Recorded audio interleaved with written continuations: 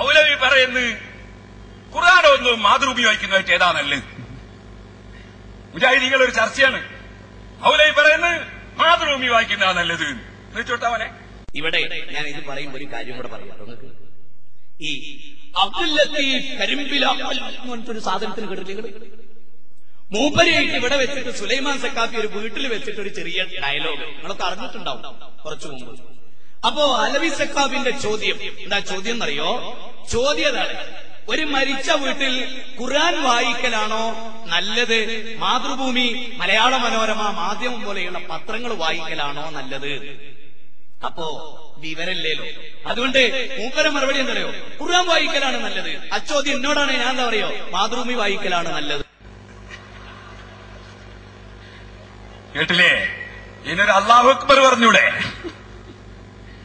സുബ്ഹാനല്ലാഹ്.